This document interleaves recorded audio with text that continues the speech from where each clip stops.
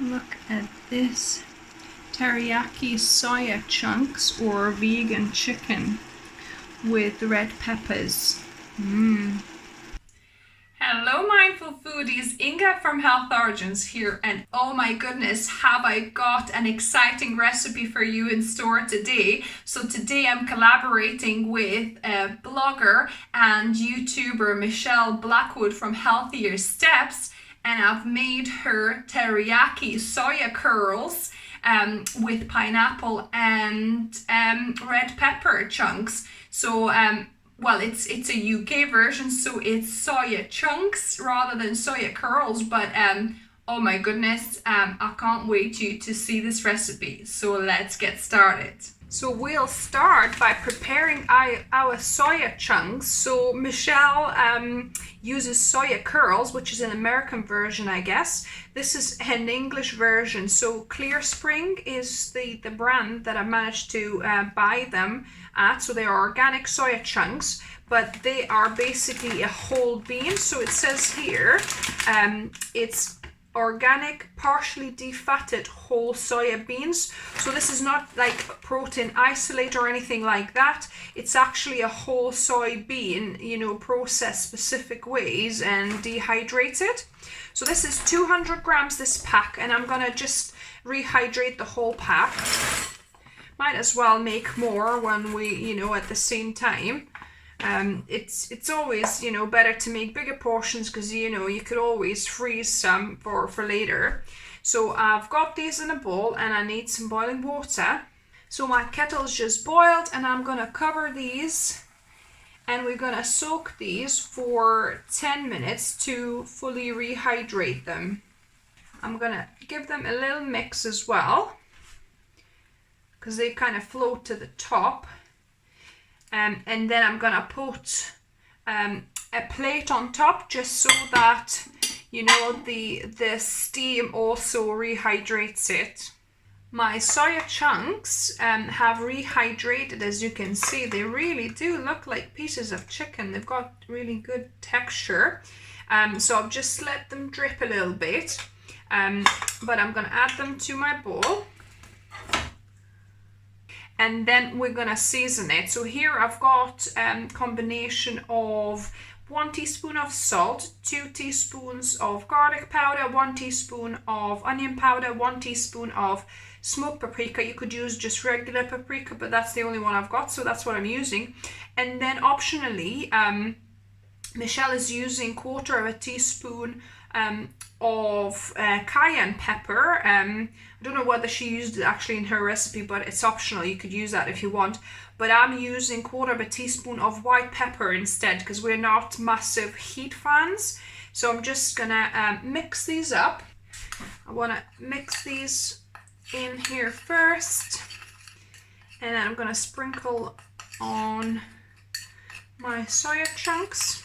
I'm so thankful to you, Michelle, actually, that you introduced me to this whole bean soya chunk or a soy curl like you have it in America. I mean, this is amazing. So, because Mark sometimes misses that kind of meat texture, but we don't necessarily want to keep on making seitan dishes, which is kind of like gluten. It's not that good for you, you know, to have it too much. Whereas this, because it's a whole soybean, it's a much healthier alternative. So I'm gonna just sprinkle this.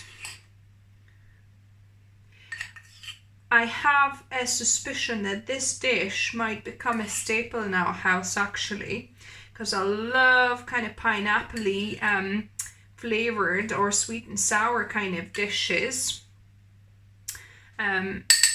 And yeah, I think this will be really good. So I'm gonna just mix that up. Also, instead of this seasoning, you could use my chicken seasoning. I might try it next time with my chicken seasoning instead, which I'll link above and down below for you. So I'll try it next time with that. But now I want to keep to Michelle's original recipe for this one. So there you go, that's looking nice and coated now. So I'm gonna I've lined my baking tray with parchment paper and adding my vegan chicken pieces or soy chunks. Spread it out more. You could I could probably do it with another tray, because you kind of want it to be in one layer, not, you know, so that they get a chance to bake and kind of dry out a bit more. So I've got my oven on 200 degrees Celsius, and I'm going to be baking this for about 20-25 minutes. So now, as our soy chunks are baking, I'm going to be preparing teriyaki sauce. So here I've preheated my non-stick frying pan. We're not using oil, different to Michelle's recipe. I know she used a couple of tablespoons of oil, but I'm going to be dry frying my ingredients and using some olive brine, you know, just to deglaze the pan instead. So I'm going to start with my red pepper. So this is one red pepper cut up into chunks. And also I'll add my ginger. I'm not going to add the garlic because it burns pretty quickly without oil. So I'm just going to add my pepper and my ginger and dry fry this a little bit. And then when it starts sticking, I'm going to be adding a little bit of the olive brine to just deglaze the pan. In fact, I think you could leave the ginger till a little bit later, because as you can see, it sticks pretty much straight away, whereas the, you know, red pepper, you know, is not sticking yet. So I think next time when I do it, I'll just start with the pepper itself and add ginger a little bit later in maybe 3-4 minutes. Just add a little bit of olive brine to just deglaze this and help the ginger you know, unstick from the bottom of the pan. And I'm just going to keep on frying until you know, the peppers soften a bit. If you don't have olive brine, then you could always use just a little bit of water, or you could even use vegetable stock. So the pepper and ginger have been cooking for about 5-6 minutes. So I'm just going to add garlic. So this is 2 cloves of crushed garlic, and ginger was 1 teaspoon of minced ginger. I'll put all the ingredients down below in the description for you as well. So yeah, you want to fry the onion for about a minute. You don't want it to burn, because it burns very easily. As we're dry frying it, there's no oil here to help. So I'm just going to add, I'm going to add a bit more olive brine here, because it was starting to burn a little bit, to stick. So that's perfect. As soon as you can smell the garlic becoming nice and aromatic after about a minute, then we can add the rest of the ingredients. So we've got 1 cup of pineapple juice. So adding that. And then we've got 6 tablespoons of coconut sugar. So this sugar is obviously a healthy alternative to the refined sugar. If you don't have coconut sugar, although I'll recommend you try it, because obviously that's what was in the recipe that Michelle shared with us. But you could potentially also use rapadura sugar, which is unrefined cane sugar as well. So 6 tablespoons here. I'm gonna give it a mix. And then we've got 2 tablespoons of soy sauce, so you could use coconut aminos instead as well. So whatever kind of soy or soy alternative sauce you've got. And I'm gonna get this to boil now. Okay, so now it's boiling. I'm gonna add my cornstarch slurry. So this is 1 1.5 teaspoons of cornstarch, or you could use arrowroot, tapioca as well, with 2 teaspoons of water to make this slurry. The reason we make this slurry instead of putting the powder, because it would, you know, get into lumps, it wouldn't distribute evenly, whereas here we want it to distribute evenly to thicken this whole sauce. So I'm gonna add the slurry in. And gonna give it a mix. See, so it's like thickening the sauce nicely. So I'm gonna simmer this for a couple of minutes. That is ready now. We need to finish baking our soy chunks or vegan chicken, and we're gonna combine it all.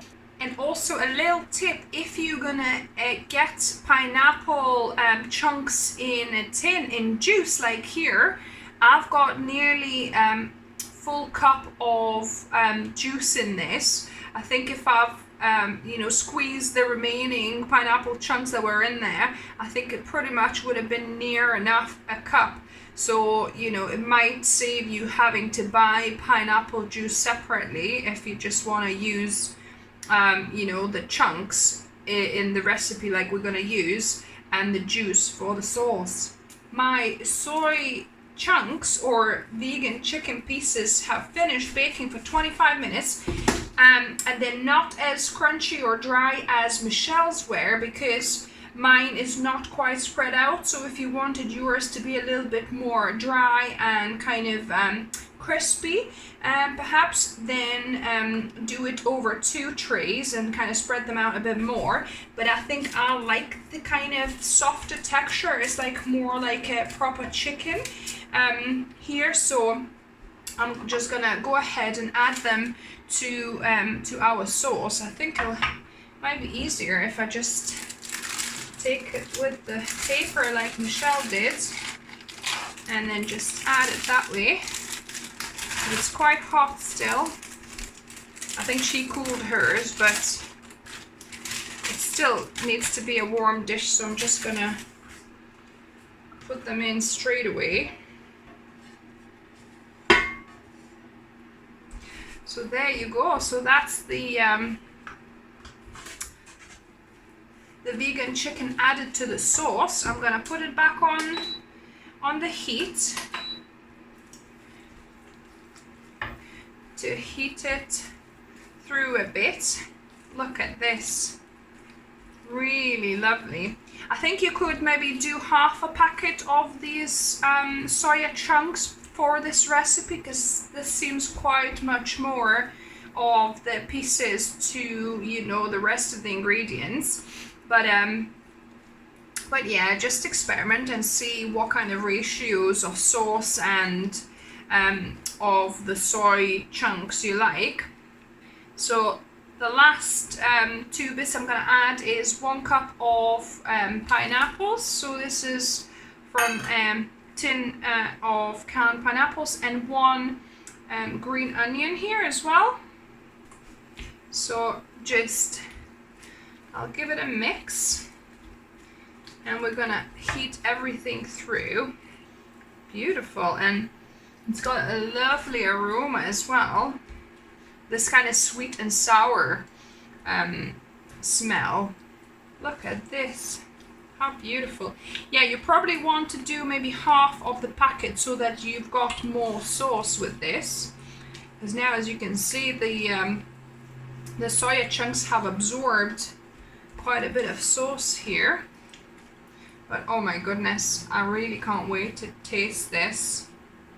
So now what's left to do is to dish some out and to taste test it. So I've got a little bit of brown rice here. I'm gonna get myself a spoon to get a little bit more of the sauce. And I'm gonna dish some out. Look at these beautiful colors. Looking amazing. Look at this. Oh, I can't wait to tuck in and try this. So yeah, if you're intrigued about other Michelle's recipes, she's got like over 700 of them on her website, Healthiest Steps, which I'll link down below, as well as this recipe that I've copied from her. But yeah, I'm gonna just give this a go because I really am so curious to try it. Oh my goodness. Wow. Got that pineapple in there. Oh, so delicious. The soya chunks have that little bit of chewiness like what the chicken would. It's got really perfect seasoning of sweet and sour as well, and like that umami from the soy sauce, and oh wow, really juicy. So if you like your chicken a bit crunchier, then spread it out a little bit more and dry it out like Michelle was doing. But if you like it juicy and succulent, then this is perfect. Oh my goodness, Mark will love it. It's a shame he's not back from work yet, but I'm sure he'll really enjoy this. So if you like this recipe, give me a thumbs up.